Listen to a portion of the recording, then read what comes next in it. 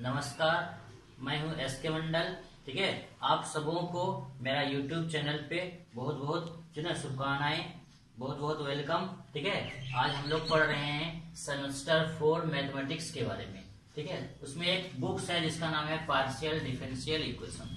Partial differential equation के अंदर एक चैप्टर हम लोग लिए हैं जिसका नाम है partial differential equation with constant coefficient. ठीक है ना, इसमें हम लोग कल जो है कुछ सवाल बना दिए थे और कुछ सवाल आप लोगों को बनाने के लिए बोला गया था। अगर हो सका है तो आप लोग से बन गया हो, नहीं बना है तो उसको हम फिर से एक दो सवाल बना देते हैं और उसके बाद हम लोग आगे की ओर जाएंगे। तो देखिए क्वेश्चन नंबर 12 तक हम आप लोगों को दिए थे। अगर हो सकता है अगर बना होगा ठीक है, नहीं बना होगा तो जो नहीं बनेगा उसको हम लोग मैसेज कर दीजिएगा, कमेंट कर दीजिएगा, उसको हम फिर से वीडियो बना के भेज देंगे। क्वेश्चन नंबर 13 को देख लिया जाए थोड़ा सा। डेल टू जेड बटे del x square minus del two z बटे डेल वाई स्क्वायर। तो हम लोग जब भी बनाने शुरू करते हैं तो सबसे पहले हम लोग लिखते हैं डेल बटे del x is equal to D, del बटे del Y is equal to D dash.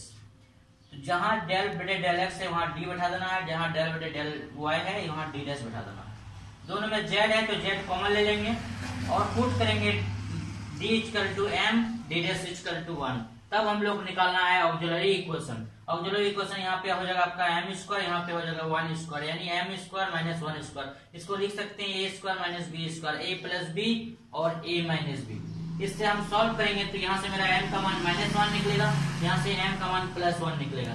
-1 और +1 इसको हम लोग CF निकालेंगे। CF इज जेड बराबर F1y प्लस mx। m का काम कर रहा है -1 यानी -1 इंटू एक्स माइनस एक्स। यहाँ पाएंगे F2y प्लस mx, m का काम कर रहा है 1 इंटू एक्स इक्वल टू हो जाएगा x। यहाँ पे क्वेश्चन नंबर 12 अगर आप लोगों से नहीं बना है तो हम इसको फिर से बना देते हैं। कल हम ये क्वेश्चन लिख दिए थे, इसको बनाने के लिए पहले सॉल्यूशन में इसको उतार दीजिएगा। तो इसमें डेल बटे डेल एक्स नहीं है, डी दिया हुआ है, तो आपको इसमें डायरेक्ट लिखना है पुट डी बराबर m और डी डैश बराबर 1। तब आपका जो है निकलेगा ऑक्सिलरी इक्वेशन इज, जिस प्रकार यहाँ हम लोग लिखते हैं m का cube minus 3m square into 1 plus 3m into 1 का स्क्वायर माइनस 1 का क्यूब। ये आपका जो इक्वेशन निकला इसका नाम है ऑक्सिलरी इक्वेशन। इसको हम लोग सॉल्व करना चाहें तो लिख सकते हैं m cube minus 3m square plus 3m minus 1 is equal to 0।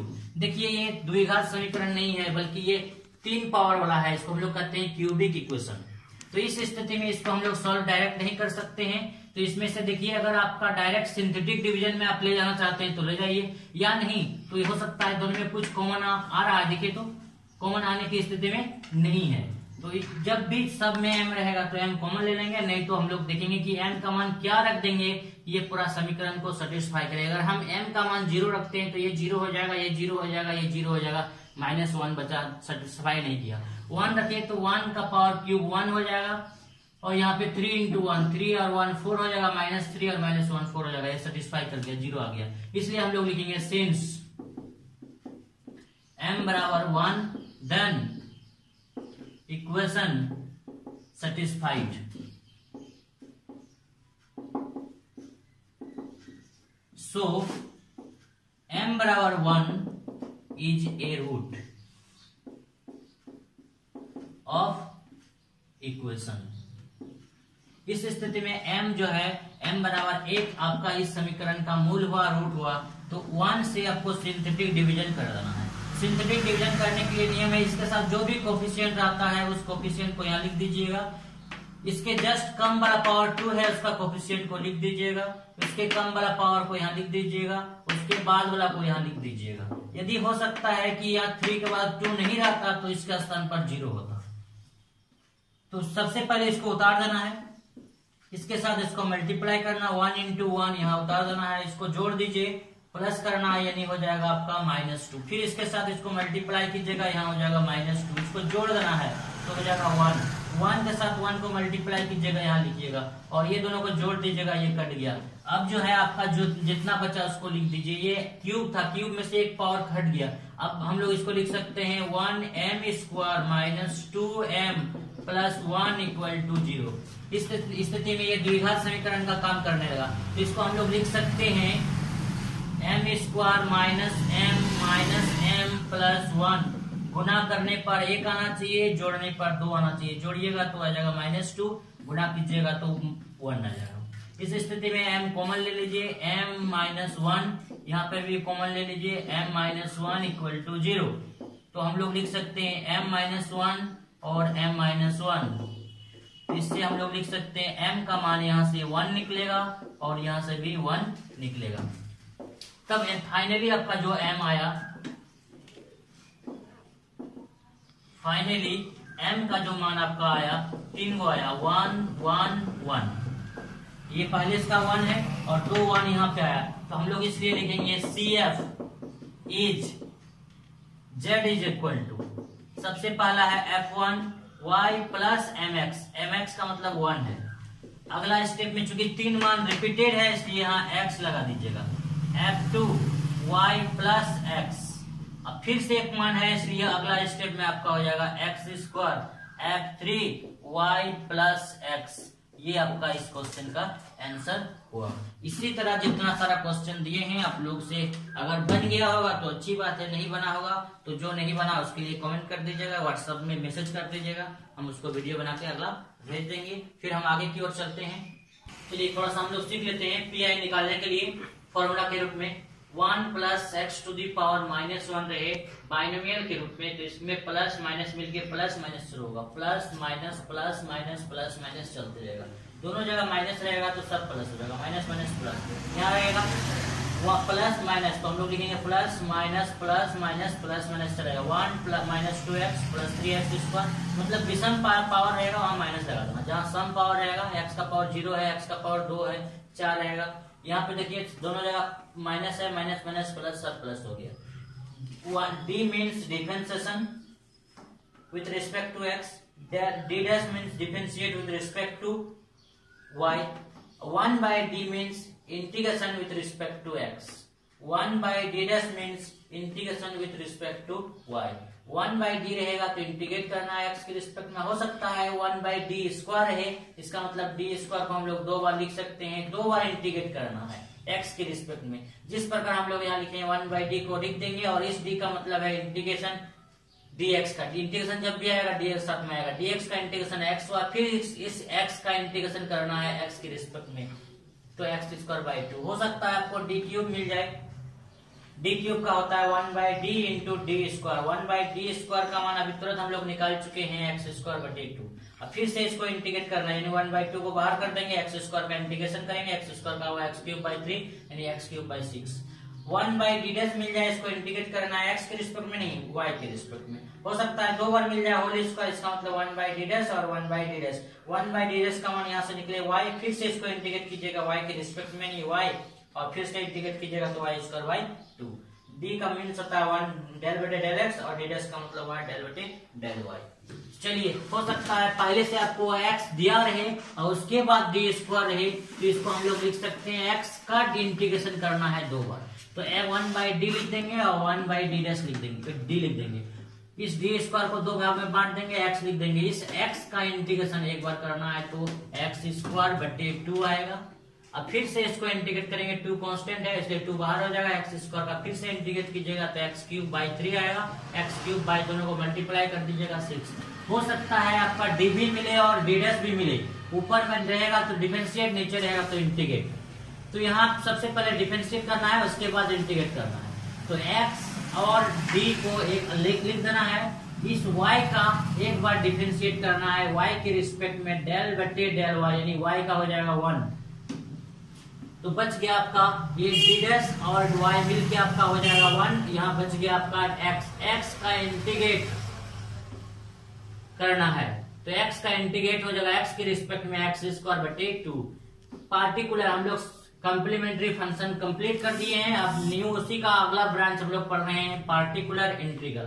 Particular integral में कोई भी क्वेश्चन रहे उसमें राइट साइड में 0 नहीं रहना चाहिए, तब हम लोग CF और PI दोनों निकालेंगे। जिस क्वेश्चन में सिर्फ राइट साइड 0 रहेगा उसमें CF निकालना, और 0 नहीं रहेगा तो CF और PI दोनों निकालना है। PI निकालने के लिए क्या कंडीशन है, कोई भी फंक्शन रहेगा और राइट साइड में x के रूप में रहे, y के रूप में रहे, x प्लस y के रूप में रहे, x क्यूब जो भी रहेगा उसको हम लोग लिख देंगे और इस पर z को छोड़कर जो रहेगा उसको बटे कर देंगे और उसके बाद हम लोग इसको बाइनोमियल में ब्रेक करेंगे, x को ऊपर ले जाएंगे और उसके बाद हम लोग बाइनोमियल का फॉर्मूला से बनाएंगे जैसा कि हम लोग अब प्रॉब्लम बना रहे हैं।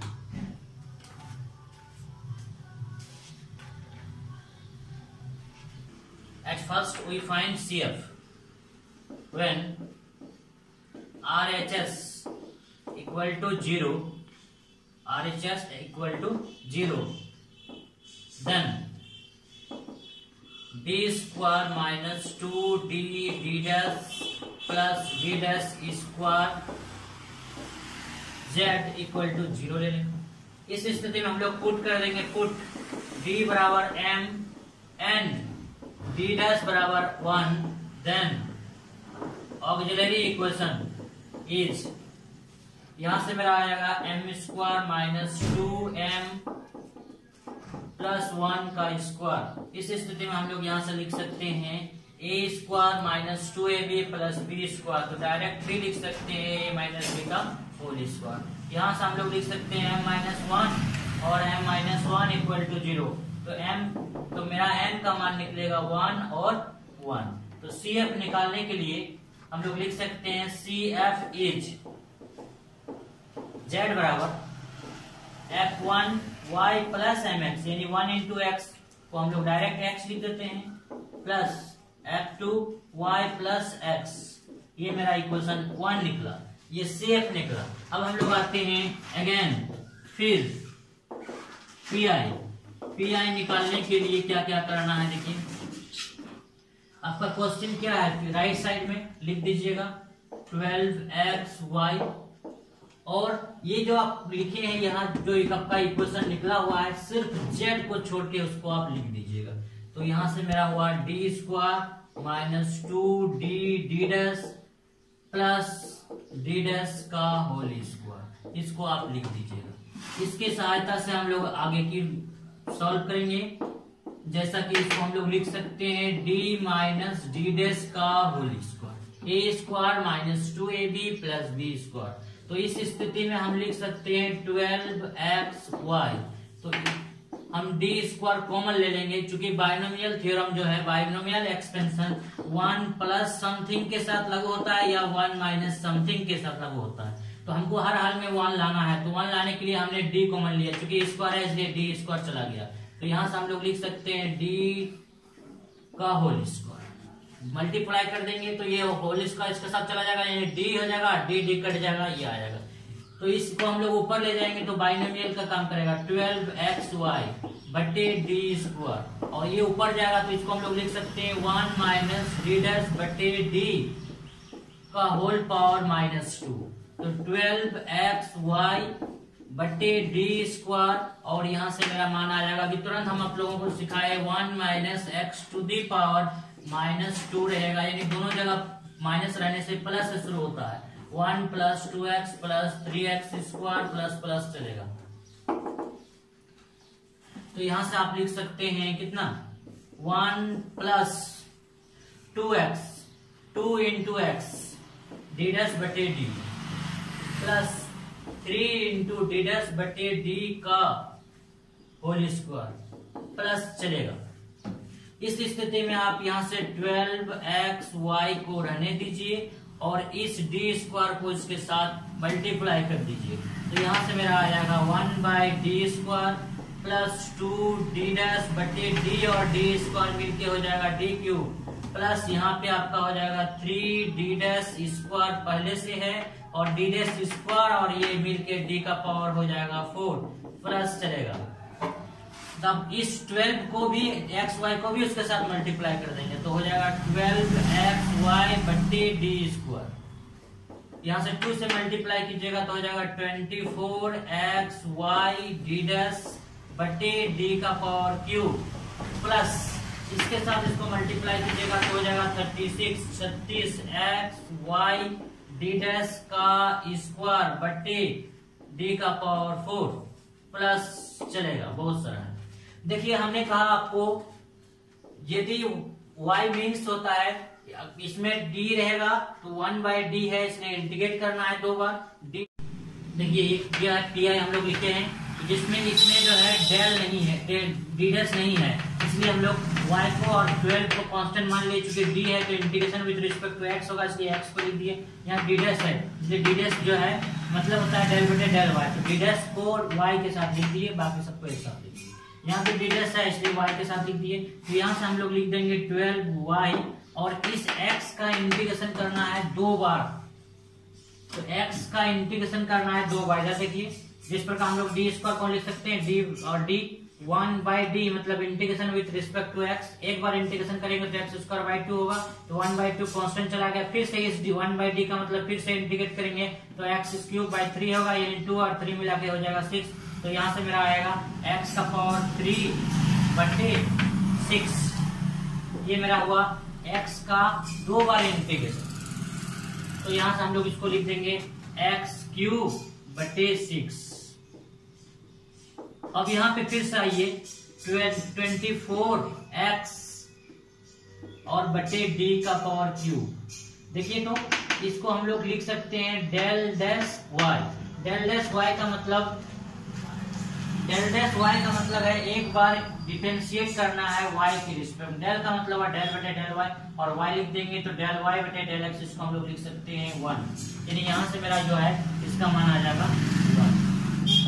और यहाँ पे हम लोग लिखेंगे 36x, और इसको 2 बार डिफरेंशिएट करेंगे y को 2 बार जैसे ही डिफरेंशिएट करेंगे।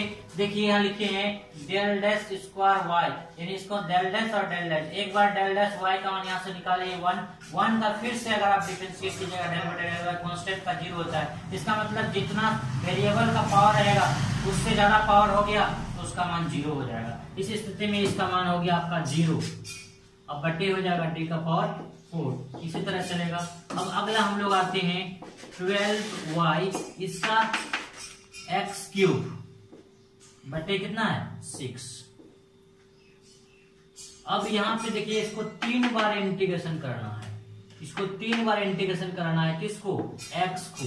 एक बार में हो जाएगा x स्क्वायर बटे 2, अगला बार में हो जाएगा 1/2 रह जाएगा x क्यूब बटे 3, फिर अगला बार डिफरेंस इंटीग्रेट कीजिएगा तो 1/6 रह जाएगा, और इसका मान हो जाएगा x का पावर 4/4। यानी हम लोग फाइनली लिख सकते हैं x का पावर 4/24। तो यहाँ से लिखेंगे x का पावर 4/24, अब प्लस 0 चलते रहेगा, ये 24 कट गया, और यहाँ से कटेंगे 6 को 2 बार में, तो यानी 2x cube y plus x का पावर 4, ये जो मेरा मान निकला इसको हम लोग कहते हैं PI, कम पार्टिकुलर इंटीग्रल। और फाइनली जो हम लोग लिखेंगे फाइनली कंप्लीट सॉल्यूशन